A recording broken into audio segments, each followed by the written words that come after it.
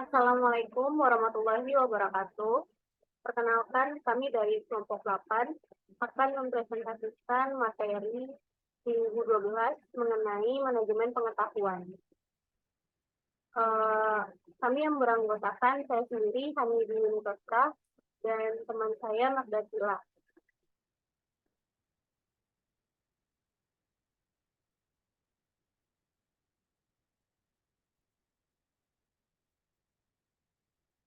Selanjutnya, di sini terdapat 8 pembagian materi. Yang pertama, definisi manajemen pengetahuan. Yang kedua, jenis-jenis pengetahuan. Yang ketiga, aliran pengetahuan dan interaksinya. Yang keempat, elemen pada manajemen pengetahuan. Yang kelima, praktek manajemen pengetahuan. Yang keenam, tujuan penerapan manajemen pengetahuan. Yang ketujuh, contoh sistem manajemen pengetahuan. Dan yang kedelapan, aplikasi sistem manajemen pengetahuan. Untuk materi yang pertama, manajemen pengetahuan merupakan penangkapan sistem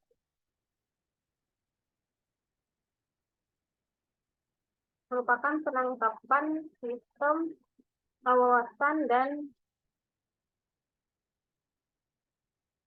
pengalaman untuk memungkinkan organisasi untuk mengidentifikasi, membuat, mewakili, dan mendistribusikan pengetahuan.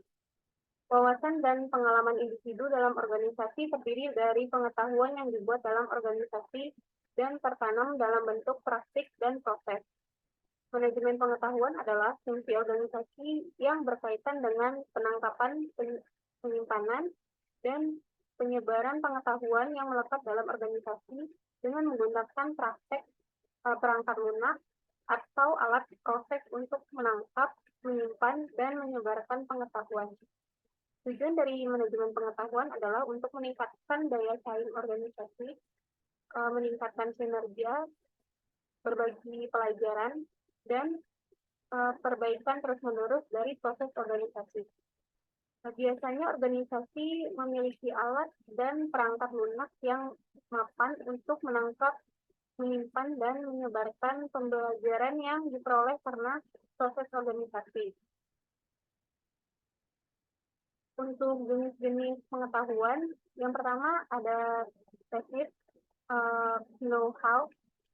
Jadi jenis pengetahuan ini masih berbentuk pemikiran yang terdapat di dalam otak manusia. Teknik termasuk bagian yang sangat sulit untuk dipahami, dikomunikasikan, dan diartikan dalam bentuk yang lain yang lebih terstruktur. Hal tersebut dikarenakan teknik yang diambil dari sumbernya yaitu intuisi, pengalaman pribadi, dan juga konteks yang cenderung tidak pasti. Yang kedua itu ada explicit atau know what. Kebalikan dari teknik, eksplisit adalah suatu wujud pengetahuan yang lebih mudah untuk dimengerti, dikomunikasikan, dan juga diartikan dalam wujud lain yang lebih terstruktur. Pengetahuan jenis ini juga lebih mudah dijelaskan dalam media tertentu, sehingga bisa dikelola dengan sistem manajemen pengetahuan. Untuk aliran pengetahuan dan interaksinya, mengatur suatu pengetahuan adalah suatu kebiasaan. Ketika suatu proses keadaan dan aktivitas suatu bisnis, para pelaku manajemen pengetahuan cenderung menggunakan suatu metode dalam menganalisanya. Dalam proses analisa terdapat suatu yang dinamakan siklus atau aliran pengetahuan. Penciptaan pengetahuan atau creation, tahap memasukkan segala pengetahuan yang baru ke dalam sistem, termasuk juga pengembangan pengetahuan dan penemuan pengetahuan. Penyimpanan pengetahuan atau retention, ini adalah tahap penyimpanan pengetahuan ke dalam sistem agar pengetahuan selalu awet. Proses ini juga menjaga hubungan antara pengetahuan dengan sistem. Pemindahan pengetahuan atau transfer, menyangkut dengan aktivitas pemindahan pengetahuan dari satu pihak ke pihak lain, termasuk juga dengan komunikasi, penerjemahan, konsepsi, penyaringan, dan pengubahan. Penggunaan pengetahuan atau utilization, kegiatan yang berhubungan dengan aplikasi pengetahuan sampai pada proses bisnis, termasuk dalam tahap penggunaan pengetahuan. Baiklah, sekian penjelasan dari saya. Selanjutnya akan dijelaskan oleh Margatila. Margatila, dipersilakan. Baik, materi selanjutnya itu elemen pada manajemen pengetahuan. Pertama, elemen yang paling utama adalah mempunyai sifat diskrit yang mana tidak mempunyai arti bila tidak diproses. Termasuk di dalamnya jenis data seperti kata, angka, kode, tabel, sampai basis data tertentu. Elemen yang kedua adalah data yang sudah diproses dengan menghubungkan satu elemen dengan elemen yang lainnya sehingga akan mempunyai arti. Informasi tersebut bisa berupa konsep, gagasan, ide, kalimat, ataupun cerita yang sangat sederhana. Elemen yang ketiga adalah serangkaian informasi yang terorganisir terkait suatu bidang yang khusus yang lebih mudah untuk dimengerti. Pengetahuan ini mencakup kerangka kerja yang konseptual, fakta, cerita kompleks, teori, dan aksioma. Elemen yang terakhir atau keempat adalah hasil terapan dari pengetahuan yang mampu dijadikan dasar dalam mengambil keputusan, seperti paradigma, buku, tradisi, sistem, filosofi, prinsip, dan kebenaran.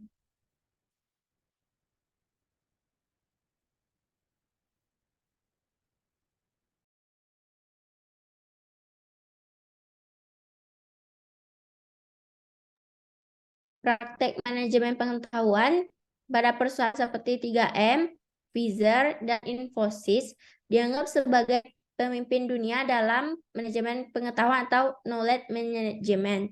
Ini karena mereka memiliki pedoman yang jelas untuk menangkap pengetahuan setelah setiap proyek atau produk yang mereka luncurkan.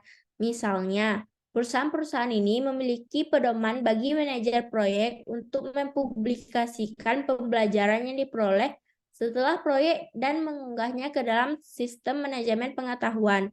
Lebih lanjut, hal penting yang harus diperhatikan untuk manajemen pengetahuan yang sukses adalah karyawan harus memiliki pola pikir berbagai alih-alih pola pikir eksklusivitas. Artinya, karyawan harus mau berbagi wawasan dan pengetahuan dengan karyawan lain.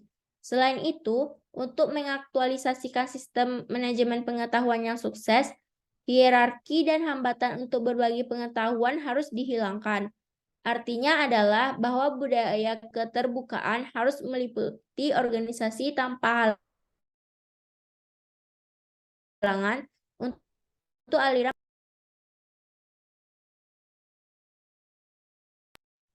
Tujuan penerapan manajemen pengetahuan yang pertama, penghematan waktu dan biaya. Dengan adanya sumber pengetahuan yang terstruktur dengan baik, maka perusahaan akan mudah untuk menggunakan pengetahuan tersebut untuk konteks yang lainnya, sehingga perusahaan akan dapat menghemat waktu dan biaya. Kedua, peningkatan aset pengetahuan. Sumber pengetahuan akan memberikan kemudahan kepada setiap karyawan untuk memanfaatkannya, sehingga proses pemanfaatan pengetahuan di lingkungan perusahaan akan meningkat, yang akhirnya proses kreativitas dan inovasi akan terdorong lebih luas dan setiap karyawan dapat meningkatkan kompetisinya. Kemudian kemampuan beradaptasi, perusahaan akan dapat dengan mudah beradaptasi dengan perubahan lingkungan bisnis yang terjadi. Dan terakhir, peningkatan produktivitas. Pengetahuan yang sudah ada dapat digunakan ulang untuk proses atau produk yang akan dikembangkan, sehingga produktivitas dari perusahaan akan meningkat. Contoh sistem manajemen pengetahuan yang pertama, Survey Money. Basis pengetahuannya memungkinkan pengguna untuk mencari berdasarkan kata kunci atau topik. Kedua, Canva sangat mudah dinavigasi serta dicari basis pengetahuannya. Kemudian Optimizely, basis pengetahuannya menawarkan berbagai fitur, yaitu akademi, forum komunitas, sertifikasi, dokumentasi pengembang, dan banyak lagi. Kemudian ada Microsoft. Basis pengetahuannya disusun dalam video, pelatihan, dan bahkan pembicaraan yang bermanfaat dengan manajer produk. Selanjutnya, Google Analytics, basis pengetahuannya menawarkan mesin telusur prediktifnya sendiri. Terakhir, Evernote, basis pengetahuannya tidak hanya menyakup sumber daya yang bermanfaat, tetapi juga petunjuk yang jelas tentang cara menghubungi perusahaan. Aplikasi Sistem Manajemen Pengetahuan IXO. IXO menawarkan kolaborasi dokumen dengan kontrol versi dan izin akses. Ada aplikasi kalender dan obrolan untuk kolaborasi.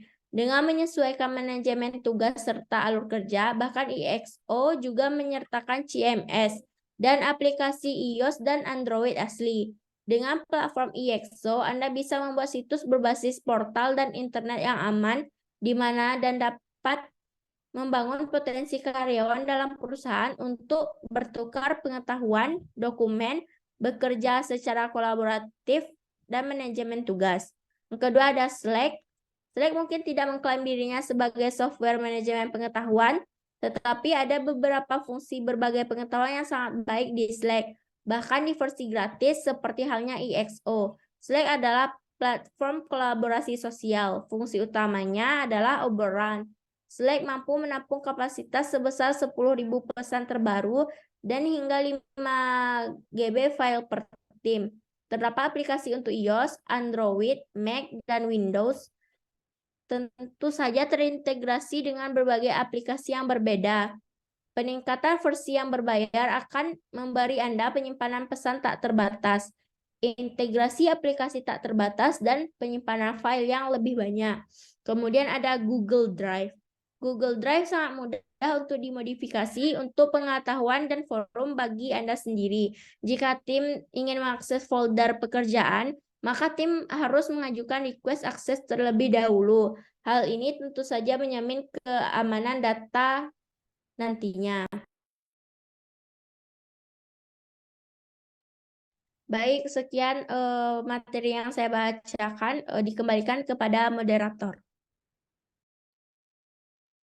Terima kasih kepada Dila. Berakhirnya pembacaan materi tadi, maka berakhir pula presentasi kita pada kali ini. Kami dari kelompok 8 atas kekurangannya mohon maaf. Sekian dari kami. Assalamualaikum warahmatullahi wabarakatuh.